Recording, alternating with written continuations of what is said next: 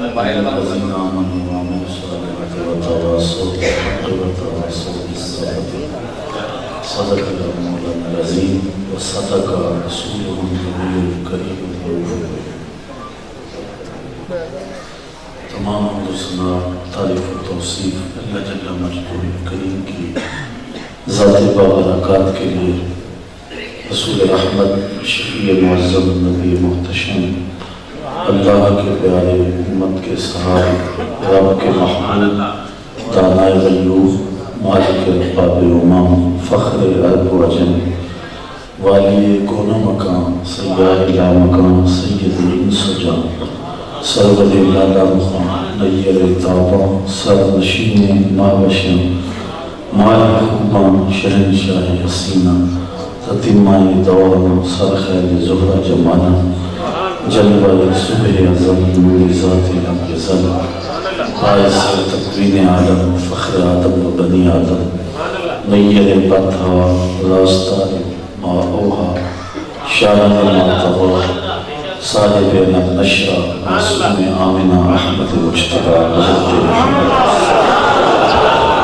صلی اللہ علیہ وسلم کی حضور ناز میں اپنی عقیدتوں، ارادتوں، محبتوں اور نیازمندیوں کا خراج پیش کرنے کے بعد عالی مرتبہ ذی وقار علماء کرام، حضرات سامعین، بالخصوص صدر مجلس حاضر قبلہ شاہ صاحب زیدہ مجدہ علمہ وعملہ عمرہ وشرف، السلام علیکم ورحمۃ اللہ وبرکاتہ۔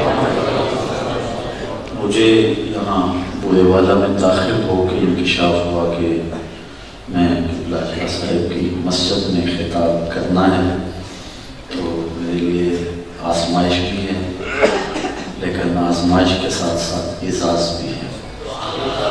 تشریف فرمائیں ایسا شخص کے جس کی زندگی کے شب و روز مذہب مہذب مسلک حق اہل سنت کا جھنڈا اٹھائے ہوئے گزر رہے ہیں، اور ملک نہیں دنیا کے طول و عرض میں اعلیٰ حضرت کے مسلک کا پرچار جس باغپن کے ساتھ حضرت نے کیا، ہم ان کی خدمات کو خراج عقیدت پیش کرتے ہیں۔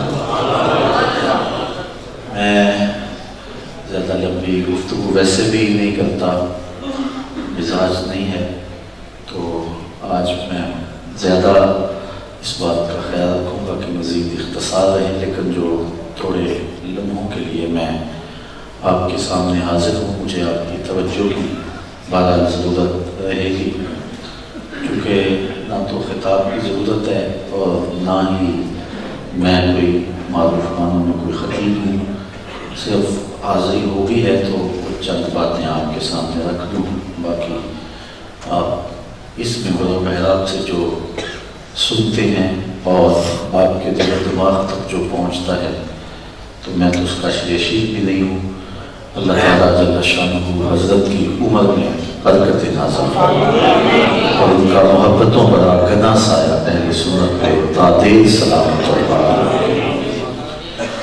میں نے سورۃ العصر کی تلاوت کی ہے، جو قرآن مجید کی سورتوں میں سے انتہائی مختصر سورت ہے۔ نزول کے اعتبار سے یہ سورت مکی ہے، اور آقا کریم علیہ السلام کے سینہ اطہر پر مکہ المکرمہ میں ہی نازل ہوئی۔ تو یہ وہ سورت ہے کہ اگرچہ 3 آیات میں مشتمل ہے، لیکن اپنے دامن میں معنویت کا وہ جہاں سموئے ہوئے کہ حضرت امام شافعی علیہ رحمہ فرماتے ہیں اگر وہ قرآن مجید کی صرف اس ایک سورت پہ ہی غور و تدبر کر لیں تو ان کے دین و دنیا کے لیے یہ ایک سورت ہی کافی ہے۔ حضرت امام طبرانی نے اپنے معجم میں حضرت عبید بن حفص سے روایت کی ہے، وہ کہتے ہیں مکے میں 2 اصحاب ایسے تھے جب بھی وہ آپس میں ملاقات کرتے تو جدا ہونے سے قبل سورۃ العصر کی تلاوت ضرور کیا کرتے تھے۔ سورت کا آغاز ایک قسم سے ہو رہا ہے، اور قسم بھی عصر کی۔ قرآن اپنے قاری کو ایک نئی قسم کے روبرو کر رہا ہے۔ فرمایا قسم ہے عصر کی بے شک انسان خسارے میں۔ امام رازی ایسے شخص نے یہاں اس کے 4 مفاہیم بیان کیے ہیں کہ اصل سے مراد مطلق زمانہ ہے۔ مولا کائنات سیدنا علی مرتضیٰ رضی اللہ تعالیٰ عنہ نے بھی اصل سے مراد ہے الدہر، زمانہ ہی مراد دیا ہے۔ قسم زمانے کی، بے شک انسان خسارے میں ہے، کیونکہ زمانہ انسان کے خسارے کا ایک بہت بڑا گواہ ہے۔ اس نے بڑے بڑے بادشاہوں کے تخت و تاج پھٹتے ہوئے دیکھے اور بڑوں بڑوں کو پیبند خاک ہوتے دیکھا، جنہیں اپنی حکومت پہ، اپنی طاقت پہ غرور تھا، ناز تھا، پھر ان کے نشان بھی باقی نہ رہے۔ یہ زمانے نے دیکھا۔ آل ساسان نے 3150 سال حکومت کی ہے ایران پہ۔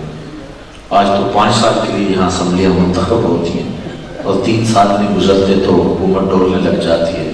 3150 سال ایک خاندان کی ایران پہ حکومت رہی اور 150 حکمران یکے بعد دیگرے اس ایک خاندان کے تخت نشین ہوتے رہے، لیکن آج دنیا کو آل ساسان کا نام بھی یاد نہیں ہوگا۔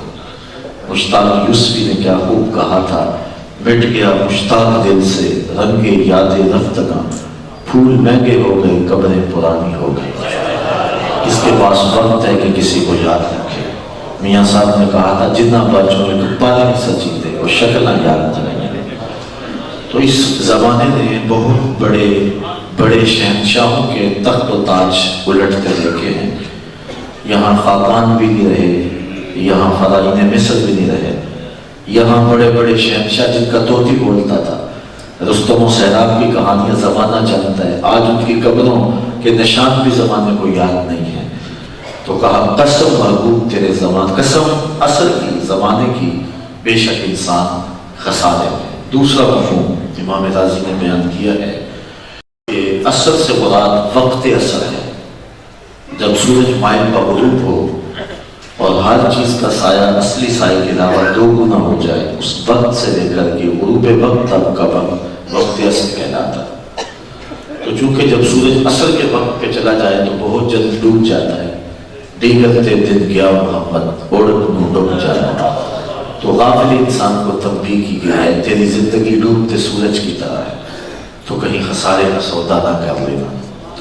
تیسرا مفہوم امام رازی نے یہ بیان کیا ہے کہ اصل سے مراد نماز اثر ہے، چونکہ یہ بڑی نازک وقت میں ہوتی ہے اور دکان بند کرنے کا وقت بھی، سامان سمیٹنا بھی ہے، گھر جانے کی جلدی بھی ہے، گاہک بھی آ گیا ہے، تو بہت سارے لوگوں کی نماز رہ جاتی ہے، پڑھنے والے بھی ذرا جلدی میں پڑھ لیتے ہیں۔ تو کہا رزق کے خیال میں رازق کو بھول نہ جانا اور اثر کہیں ضائع نہ کر بیٹھنا۔ قسم عصر کی نماز کی، بے شک انسان خسارے میں۔ تیسری بات یہ امام رازی بیان کی، اور چوتھی بات اس پہ تھوڑی باتیں زیادہ ہو جائیں گی، اس لیے کہ امام رازی نے جو چوتھی بات کی وہ ہمارے دل کی بات کی ہے۔ فرماتے ہیں کہ اصل سے مراد جو ہے وہ زمانہ محبوب ہے، صلی اللہ علیہ وسلم، حضور کے زمانے کی قسم محبوب تیرے زمانے کی، انسان خسارے میں۔ اچھا، اس پہ جو دلیل دی ذرا وہ بھی سنیے۔ امام رازی نے اس پہ جو دلیل دی وہ یہ دی کہ سورۃ البلد میں اللہ نے محبوب کے مکان کی قسم کی، لا اقسم بہذا البلد، قسم مجھے اس شہر کی، کیونکہ یہ سورت بھی مکی ہے، بے اتفاق مکی ہے، تو پھر حاضہ کا اشارہ قریب کے لیے ہے تو پھر مکہ ہی مراد ہے۔ تو کہا مجھے قسم اس شہر کی۔ انسان کا ذہن پلٹا اور شہر مکہ میں پہنچا اور عزت کے نشانات ڈھونڈنے لگا کہ شہر کی قسم کیوں کاری ہے، یہ اللہ کا گھر کعبۃ اللہ ہے، شاید اس لیے قسم کی ہے، جس کا ہر کونا ہر گوشہ نور سے معمور ہے۔ کعبہ کی چھت ہو، کعبہ کی دیواریں ہو، کعبہ کے اوپر لپٹا ہوا غلاف ہو، اس کی چھت ہو، میزاب رحمت ہو، ہر کونا گوشہ نور سے معمور ہے۔ 120 رحمتیں ہر وقت کعبۃ اللہ پہ نازل ہوتی۔ کعبۃ اللہ کی جنوبی دیوار وہ دیوار ہے، جب زائر یہاں سے گزرتے ہوئے آپ دعا مانگتا ہے 70,000 فرشتے اس دعا پہ آمین کہتے ہیں۔ جنوب مشرق کونے میں جو پتھر نصب ہے اسے حجر اسود کہتے ہیں، یہ جنت سے لایا گیا ہے۔ بکو ہے، بکو بیس کے دامن میں رکھا گیا تھا، پھر نکال کے یہاں جو ہے وہ نصب کر دیا گیا، عزت سے دیکھا جاتا ہے، پیار سے چوما جاتا ہے، محبت سے چھوا جاتا ہے۔ اور پھر آپ نے دیکھا ہوگا جنہوں نے حج یا عمرہ کیا ہے جنہوں نے نہیں کیا آج کی مجلس میں ان کے نام دعا ہے کہ وہ اڑ کے مدینے چلے جائیں، بہت جلد حرم کی زیارت کریں۔ سچی بات یہ ہے کہ جس نے یہ 2 شہر نہیں دیکھے اس نے کچھ بھی نہیں دیکھا۔ تو وہاں لوگ ہتھیلی پہ جان رکھ کے اس پتھر کو چومنے کے لیے بے چین ہوتے ہیں۔ اتنی کشش اکلوتی اولاد کے لیے انسان اپنے سینے میں اتنی کشش نہیں رکھتا جتنی اس پتھر کو چومنے کے لیے۔ یہ راز حضرت عمر نے کھولا رضی اللہ تعالیٰ عنہ۔ طواف کیا، رکے، حجر اسود کو چوما اور پھر کہا اے پتھر، اے حجر اسود، میں تجھے کبھی نہ چومتا اگر میرے رسول نے نہ چوما ہو۔ ہم نے قطرہ دیکھا نہ کبھی دریا پہ اور کیا، بس جہاں تیری جھلک نظر آئی وہی ڈوب گئے۔ اور پھر جس کو چومنے کا موقع مل جاتا ہے وہ چومتا چلا جاتا ہے، کبھی اوپر سے، کبھی نیچے سے، کبھی وسط حجر۔ کسی نے کہا یہ سمندر پار سے آئے ہوئے لوگ دیوانے ہیں، پتھر چومنے کا موقع مل گیا چوم لے اور جان چھوڑ دے، یہ بار بار چومے جا رہے ہیں۔ میں نے کہا صاحب یہ پتھر نہیں چوم رہے، یہ کسی کے ہونٹوں کے نشان ڈھونڈ رہے ہیں۔ ایک جگہ سے چومتے ہیں خیال آتا ہے ادھر سے نہ حضور نے چوما ہو، ادھر سے چومتے ہیں خیال آتا ہے حضور نے ادھر سے نہ چوما ہو۔ میں نے کہا یہ پتھر تھوڑا چوم رہے ہیں، یہ تو کسی کے لبوں کے لمس کو تلاش کر رہے ہیں۔ تو ہر کونا ہر گوشہ دور سے ممبو شاید اس لیے قسم کی کہ یہاں اللہ کا گھر کعبۃ اللہ ہے، یہاں مقام ابراہیم ہے، یہاں چائے زمزم ہے، یہاں صفا و مروہ ہے، مطاف ہے، مزدلفہ ہے، منا ہے، عرفات ہے، قدم قدم پہ انوار کی فرقہ ہے۔ شاید اس لیے قسم، شاید اس لیے قسم، لیکن مالک نے فرمایا کہ محبوب یہ ساری عزتوں کے حوالے اپنی جگہ پہ، میں اس شہر خوش حصال کی قسم اس لیے کر رہا ہوں وَأَنْتَ حِلٌّ بِهَٰذَا الْبَلَدِ، اس شہر کی گلیوں نے تیرے قدموں کو چوما ہے، شہر کی ہواؤں نے تیرے سانسوں کی خوشبو سونگھی ہے۔ امام قرطبی نے لکھا ہے انت مقیم فی ھذا البلد، اس لیے کہ محبوب تیری رہائش جو یہاں ہے، مجھے اس لیے شہر کی قسم۔ یہاں مجھے شیخ عبدالحق محدث دہلوی کی بات یاد آئی۔ آپ فرماتے ہیں کہ یہ علماء کے مابین اختلاف ہے نا کہ مکہ المکرم افضل ہے یا مدینہ النبی افضل ہے، دونوں زیادہ دلائل ہیں۔ بعض نے کہا مکہ المکرم افضل ہے، دلائل دیے بڑا مسئلہ دلائل، جنہوں نے کہا مدینہ الرسول افضل ہے، دلائل دیے بڑا زور ہے دلائل۔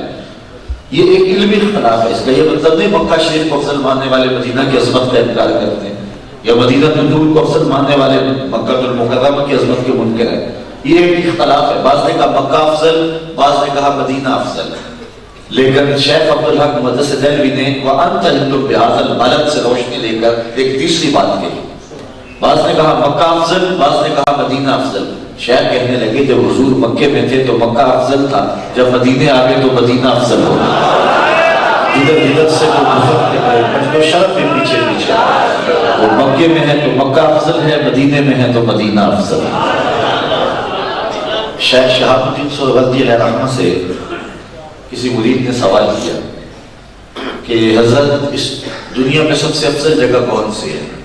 تو شیخ نے برجستہ جواب دیا کہ بیٹے وہی جگہ جہاں حضور کا روضہ انور ہے۔ تو مرید نے دوسرا سوال کیا پھر ہم جنت کی آرزو کیوں کرتے ہیں؟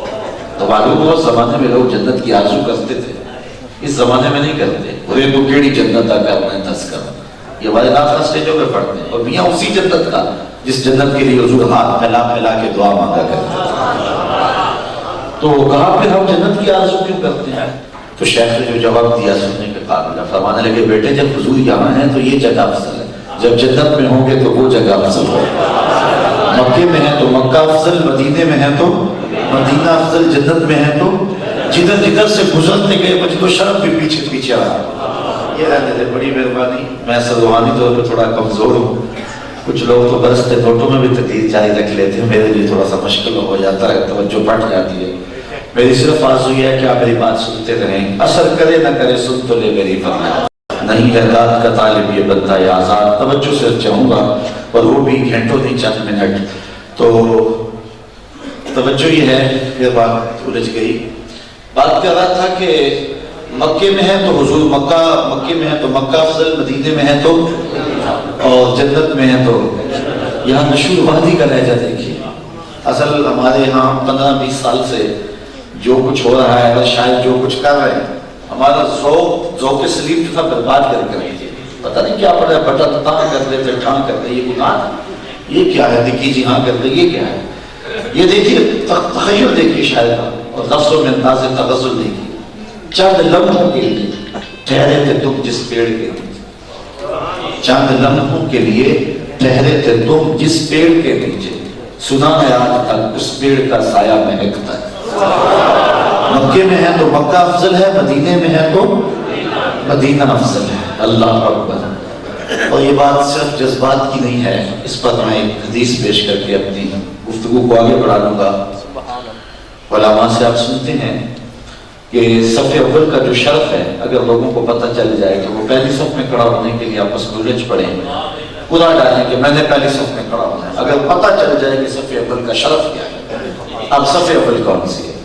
کہ جو محراب کے ساتھ والی صف ہے یہ صف اول ہے، لیکن امام اگر مصلی اٹھا کے برآمدے میں لے جائے تو بتاؤ یہ سب صف اول رہے گی؟ شرف برآمدے میں چلا جائے۔ امام اگر وہاں سے مصلی اٹھا کے صحن میں چلا جائے تو برآمدے میں صف اول کا شرف رہے گا۔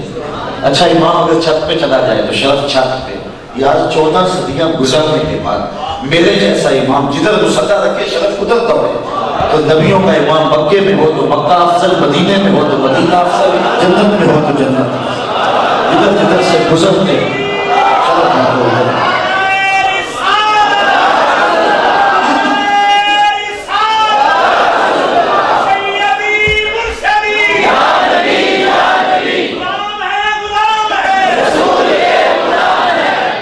امام راضی بولے کہ سورۃ البلد میں اللہ نے محبوب کے مقام کی قسم کی اور سورۃ العصر میں محبوب کے زمان کی قسم کی۔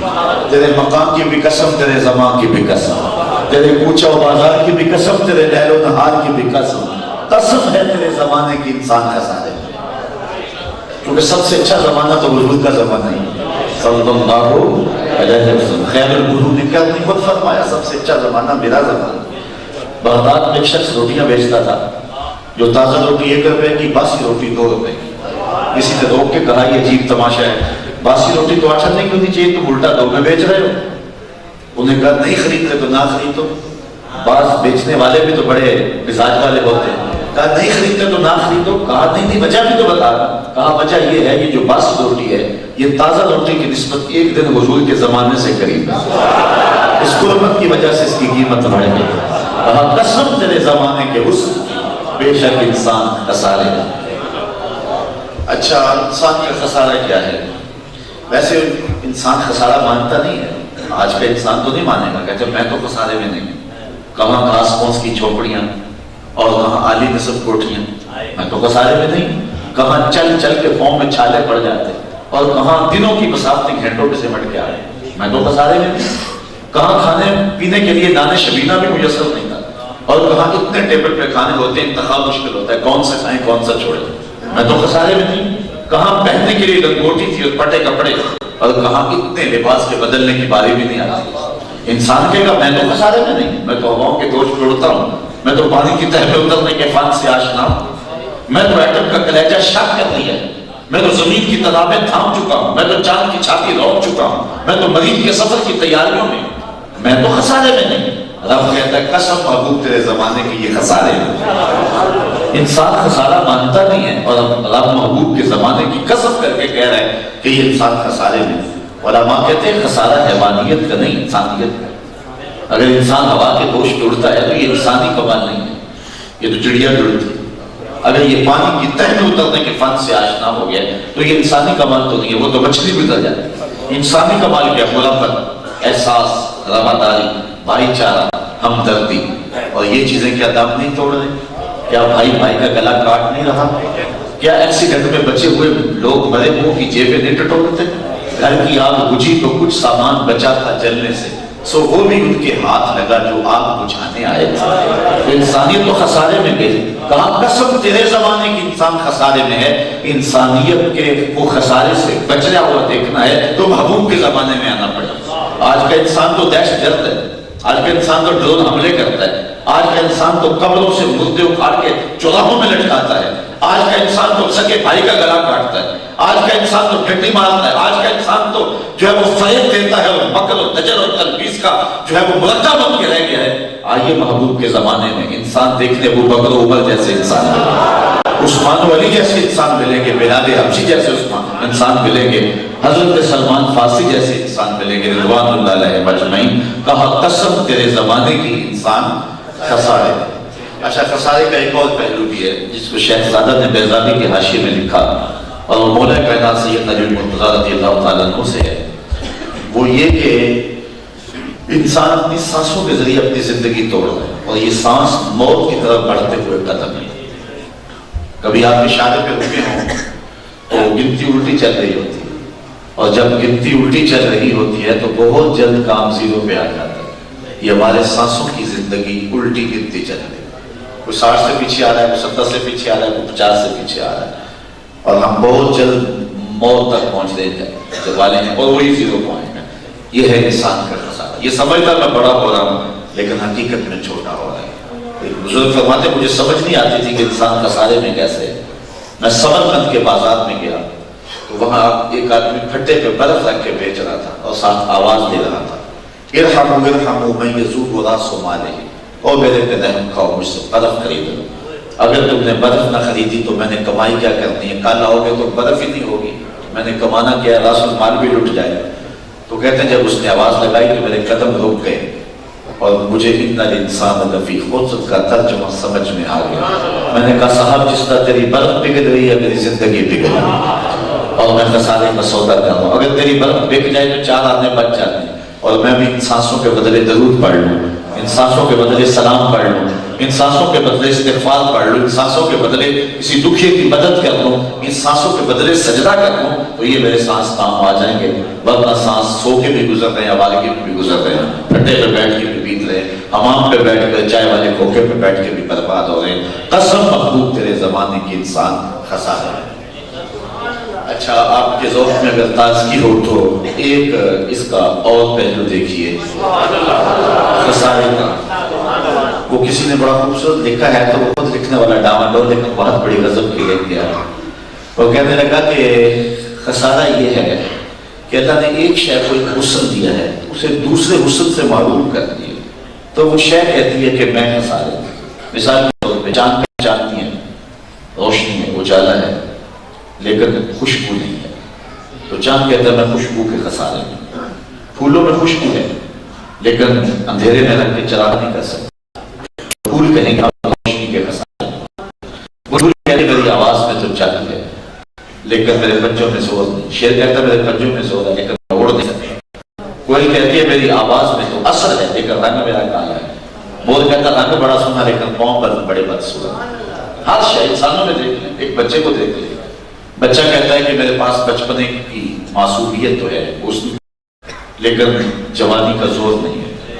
ایک جوان سے پوچھے وہ کہتا ہے جوانی کا پن تو ہے، بڑھاپے کا تجربہ نہیں ہے۔ ایک بوڑھے سے پوچھے وہ کہتا ہے بڑھاپے کے تجربے تو قطار اندر قطار ہے، لیکن کیا کروں بچپنے کی وہ معصومیت نہیں ہے، وہ زمانے والی موج نہیں ہے، وہ اپنی خوشی سے آنا، وہ اپنی خوشی سے جانا۔ اقبال کہتا ہے جنبش زنجیر در سے لطف آتا تھا مجھے، وہ کنڈی بھی ہلا کے چلا جاتا، آج وہ نغمے نہیں نہ بہلاتے، وہ دروازے کی جو ہے وہ ہلتی ہوئی کنڈی بھی جو ہے وہ سرود پیدا کرتے تھے۔ اپنے جل جانے کا بھی احساس نہیں تھا، جلتے ہوئے شعلوں کو چھیڑا کرتے تھے، اب تو ایک آنسو بھی باعث رسوائی ہے، بچپن میں جی بھر کے رویا کرتے تھے۔ وہ کیسا زمانہ تھا، وہ کاغذ کی کشتی، وہ بارش کا پانی۔ وہ کیا کسی نے کہا کسی زمانے میں ہمارے بھی جہاز چلا کرتے تھے، وہ کاغذ کے جہاز، آج تو کوٹھیاں بنا کر بھی سکون نہیں نہ آتا۔ بچپن میں یاد ہوگا گلی میں کوئی ریت پھینک جائے تو پاؤں پہ ریت کو تھپک کے گولے سے پاؤں نکال لے، اور پھر اگر وہ گروندا بچ جائے تو اتنی خوشی محال بنانے سے نہیں ہوتی جتنی بچپن میں اس گروندے سے ہوتی ہے۔ آج دنیا چاند پہ جانے کے لیے بے چین ہے، کیسا زمانہ تھا جب خود ہی چاند ہوا کرتے تھے۔ تو وہ بوڑھا کہتا ہے میرے پاس بڑھاپے کے تجربے تو کتار اندر کتار ہے، لیکن کیا کروں میرے پاس بچپنے کی معصومیت نہیں ہے۔ ایک عالم سے پوچھیں وہ کہتا ہے علم کا نور تو ہے لیکن سحری کی سسکیاں نہیں ہیں۔ ایک شخص زندہ دار سے پوچھیں وہ کہتا ہے سحری کی سسکیاں تو ہے لیکن علم کا جمال نہیں ہے۔ ہر شے کسی نہ کسی خسارے میں ہے، کوئی نہ کوئی کمی کسی کے اندر ضرور موجود ہے، اور پھر خود ہی کہتا ہے کہ تمہیں شوق ہو ایسی ذات سے ملنے کا جس میں کوئی کمی نہ ہو۔ حسن کی ساری شوخیاں اور جمال کے سارے کرینے اگر ایک پیکر میں دیکھنے کا شوق ہے تو مدینے کی گلی میں آ جاؤ۔ رب نے ایک ذات محمد عربی کی ایسی بنائی ہے جس میں سارے حسن جمع کر دیے۔ اس نے یوسف دم عیسیٰ یدے پیسہ ڈالی، آنچ بوبا ہما دارن تو تک دار۔ تم نے پھوٹتے ہوئے جھرنوں کا حسن دیکھا ہوگا، تم نے بہتی ہوئی ندیوں کا جمال بھی ملاحظہ کیا ہوگا، بس میں کواکب سے چھلتا ہوا نور بھی دیکھا ہوگا، تم نے پروتوں کے اوپر اگے ہوئے بے ترتیب درختوں کا جمال بھی ملاحظہ کیا ہوگا، ساون رت میں نچڑتے ہوئے بادلوں کے ٹپکتے قطروں کا جمال بھی دیکھا ہوگا، تم نے اندھیری راتوں کے اندر جگنوں کو چمکتے ہوئے بھی دیکھا ہوگا، تتلی کے پروں کے اوپر قدرت کی نقاشی بھی دیکھی ہوگی، لیکن یہ سارے حسن اور سارے جمال اگر ایک پیکر میں جمع کر دیجئے اس ذات کا نام محمد عربی ہے۔ کائنات حسن جب پھیلی تو لامحدود تھی، اور جب سمٹی تو تیرا نام ہو کے رہ گیا۔ قسم محبوب تیرے زمانے کی انسان خسارے میں۔ اچھا خسارے سے بچ بھی سکتا ہے کہ خسارے ہی خسارے میں؟ آگے ارشاد فرمایا الذین آمنوا، خسارے سے بچنا ہے محبوب تیرے نام سے لپٹ جائے، کیونکہ ایمان حضور کا کلمہ پڑھنے کا نام ہے۔ الایمان یہ تصدیق بما جاء بہ، نبی صلی اللہ علیہ وسلم علامہ تفتزانی نے یہ لکھا ہے۔ تو حضور علیہ السلام کے ساتھ سادہ لفظوں میں کہہ لیں وابستہ ہو جانے کا نام ہے۔ حضور علیہ السلام کو دل و جان سے مان لینے کا نہیں ہے، جان لینے کا نام ایمان نہیں ہے۔ جاننے کو تو پروانہ مکھی بھی جانتی ہے پھول ہے، لیکن وہ جانتی ہے مانتی نہیں ہے، مانتا پروانہ ہے۔ اور وہی رقص بسمل کے تماشے کرتا ہے شمع کے گرد، اور بلبل ہی رقص بسمل کے تماشے کرتی ہے پھول کے گرد۔ الذین آتیناہم الکتاب یعرفونہ کما یعرفون ابناءہم، جنہیں کتاب دی گئی وہ ایسے ہی جانتے تھے جس طرح بیٹوں کو جانتے ہوتے، لیکن مومن نہیں ہوئے۔ ایمان جاننے کا نام نہیں ہے، دل و نگاہ کے ساتھ ماننے کا نام ہے۔ اور یہ جاننا تعارف کے معنی میں، باقی ادراک کے معنی میں ہو تو حضور کو جان نہیں سکتا، حضور کی ذات کو کوئی جان نہیں سکتا۔ سب سے زیادہ قربت تو حضرت صدیق اکبر رضی اللہ تعالیٰ عنہ کو آ سکتی، لیکن انہیں بھی کہہ دیا میری حقیقت کو تم بھی نہیں جانتے۔ کوئی حد ہے ان کے عروج کی، بالا غل و لاب کہا کہ محبوب قسم تیرے زمانے کی انسان خسارے میں ہے، بچے کا وہی جو تیرے دامن سے لپٹ جائے۔ میں کسی زمانے میں ہوتی تھی چکیاں جس سے وہ آٹا پیستے تھے، آج کل تو وہ مفقود ہی ہو گئی ہیں، کہیں کہیں پائی بھی جاتی ہیں۔ تو آپ سب کی نظروں سے گزری ہوگی، دو اس کے پتھر ہوتے ہیں، نیچے والا جو جامد ہوتا ہے، اوپر والا متحرک ہوتا ہے، درمیان میں کلی کے آس پاس کوئی سی جگہ ہوتی ہے جس میں دانے ڈالتے ہیں۔ ہم اپنے علاقے میں اس کو گالا کہتے ہیں، پتہ نہیں یہاں بھی یہی کہتے ہیں۔ تو وہ جب اس چکی کو گھماتے ہیں تو جو دانے اس کلی کے ساتھ لگ کے رہ جاتے ہیں وہ بچ جاتے ہیں، جو پیچھے ہٹ جاتے ہیں وہ پس جاتے ہیں۔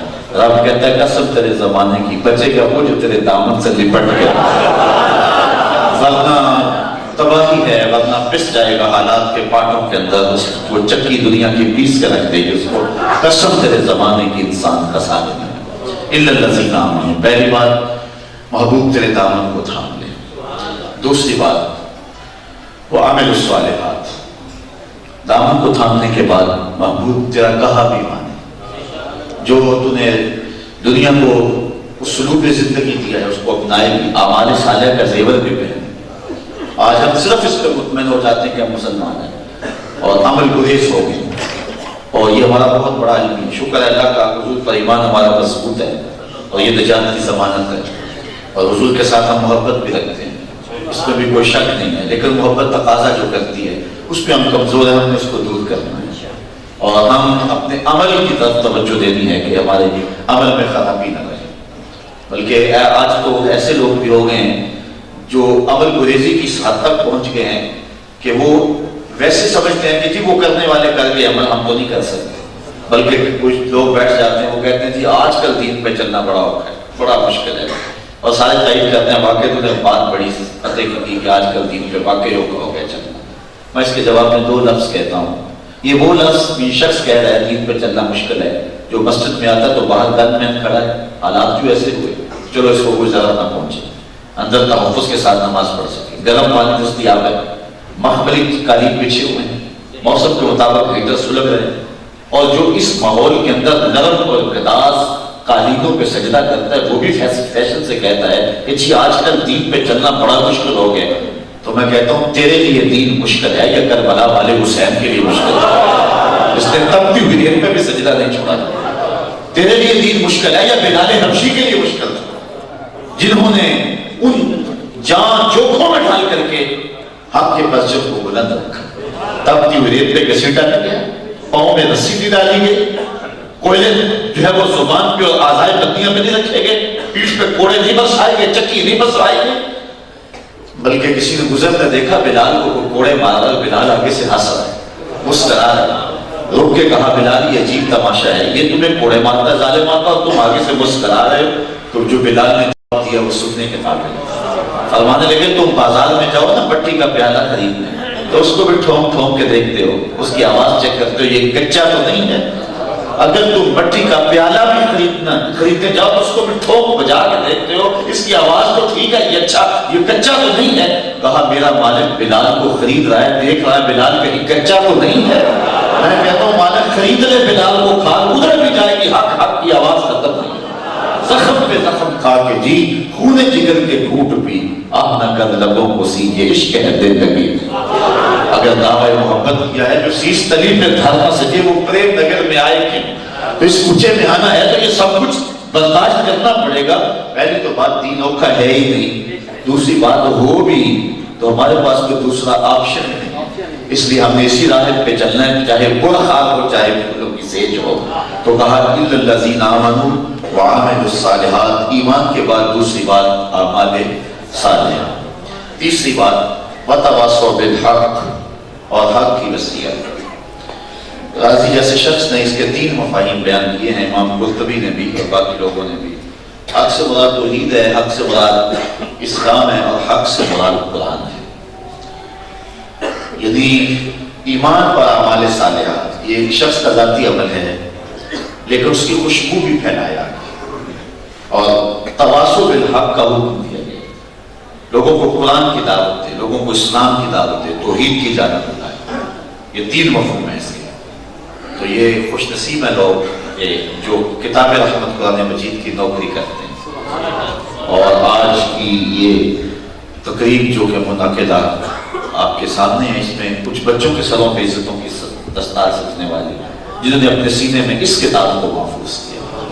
اللہ تعالیٰ نے اس کتاب کی حفاظت کا یہ ظاہری انتظام کیا ہے کہ سینوں میں محفوظ ہے، اور یہ صرف اس امت کو نصیب ہے۔ پچھلی امتوں میں کتاب اللہ کا حافظ صرف نبی ہوتا تھا، اور یہ اس امت کا اعزاز ہے کہ 7 سال کا بھی بچہ ہے پورا قرآن سینے میں موجود ہے۔ اور کیا اعزاز ہے، حافظ قرآن تو خیر بہت بڑا ہے۔ اسی زمانے میں سیارہ ڈائجسٹ کا قرآن نمبر چھپا تھا، اس میں ہندوستان کی تقسیم سے قبل کا وہاں ہندوستان کے علاقے کا ایک واقعہ لکھا تھا کہ قبر کھولتے کھولتے ساتھ والی قبر کھل گئی، جب اٹ گری تو لوگوں نے کیا دیکھا، صاحب قبر کا کفن بھی میلا نہیں ہوا، محمد کے غلاموں کا کفن میلا نہیں۔ تجسس شوق مزید بڑا، دوسری خود نکال دی تو کیا دیکھا کہ اندر تازہ غلام اگا ہوا ہے جس کی شاخیں پھولوں سے بھری۔ خیر قبر بند کر دی گئی اور قبر کے نشان سے صاحب قبر کا پتہ ڈھونڈنے نکلے کہ دیکھیں یہ کون شخص ہے، اتنا بڑا احساس کہ مرنے کے بعد قبر میں مہک ہے، خوشبو ہے، اجالے اور کفن تک میلا نہیں ہوا۔ خیر تلاش کرتے کرتے اس کے گھر تک پہنچے، بندے کو فوت ہوئے کافی عرصہ بیت چکا تھا، اس کی بیوہ بھی موجود تھی اگرچہ وہ بوڑھی تھی۔ جا کے پوچھا کہ ہم نے تیرے شوہر کی قبر میں یہ منظرنامہ دیکھا ہے، کون سا عمل تھا؟ اتنا بڑا اعزاز اس کو ملا۔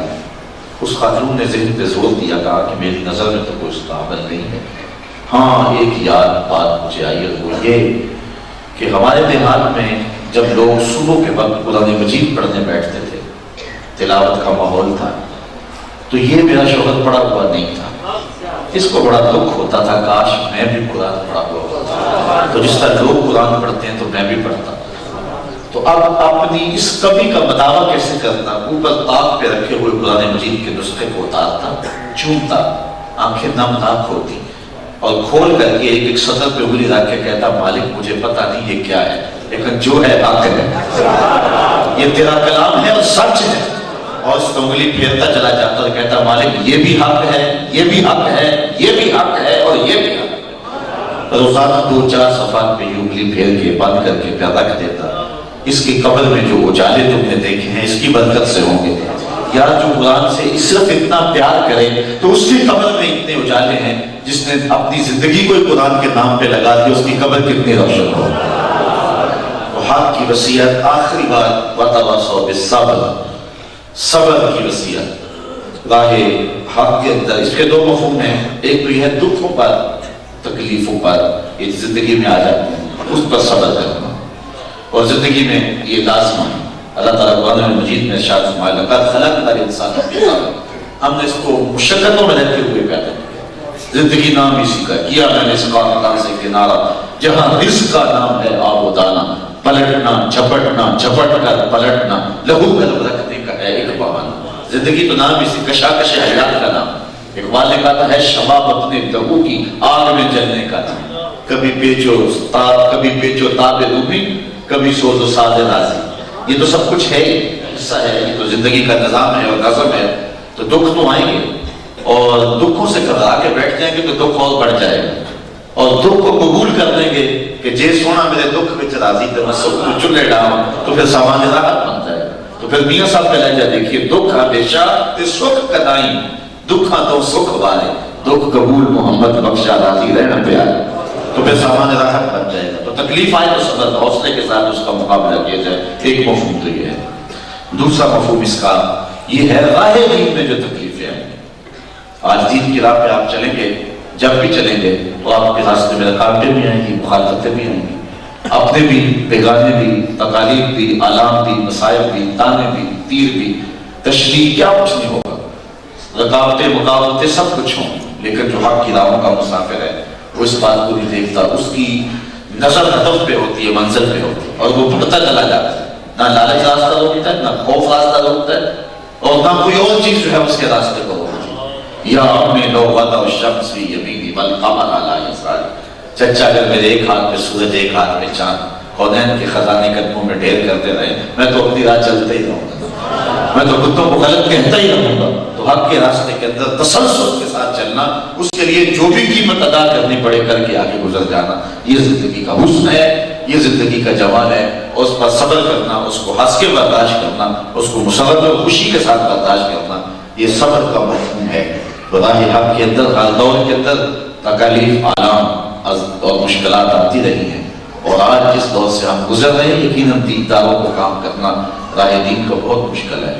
میں بھی دارالعلوم سے تعلق رکھتا ہوں تو پتہ ہے مجھے بھی کہ یہ مدارس چلانے کتنا مشکل کام ہوتا ہے، لیکن پھر بھی جنہوں نے یہ دیے روشن رکھے ہیں اور خون جگر کا تیل ڈالتے رہتے ہیں، تو یقیناً اس کا جو صلہ ہے، اس کا اجر ہے، وہ کل قیامت کے دن اللہ تعالیٰ نصیب فرمائے گا۔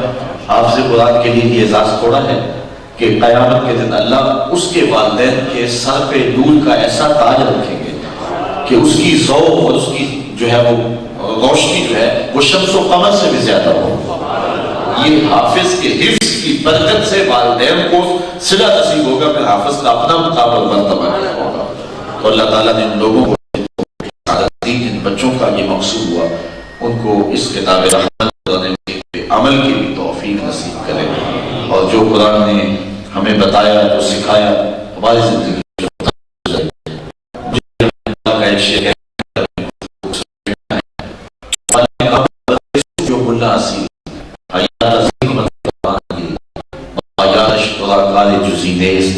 کیا زیاسی نے وہ آسان بمیری، تو جاہل صوفی اور کاہن ملا کے ایسے پندے میں پنسا کہ تو نے قرآن سے زندگی تلاش نہیں کی۔ قرآن کی آیتوں سے تجھے صرف اتنا سروکار رہ گیا، جب بوڑھے کی روح اٹک گئی تو سورہ یاسین لے کے بیٹھ گیا کہ اس کو پڑھوں تو اس کی روح آسانی سے نکل جائے۔ اقبال کہتا ہے جس قرآن سے تو نے مرنا سیکھا، کاش اس قرآن سے جینا بھی سیکھ لیا۔ زندگی کی حرارت اس قرآن کے ایک ایک لفظ میں، ایک ایک حرف میں موجود ہے۔ اللہ مجھے آپ کو اپنی بارگاہ میں قبول فرمائے۔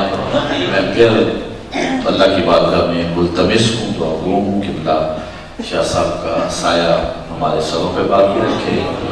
جب سے شعور کی آنکھ کھولی ہے تو حضرت کے تذکرے کانوں میں رس بولتے رہے ہیں، لیکن میرا ویسے اتفاق یہ ہے کہ زیارت حج پہلی بار ہوئی۔ اللہ ان کی برکتیں مسلک اہل سنت کو عطا کرے۔ وآخر دعوانا ان الحمدللہ۔ قبلہ سید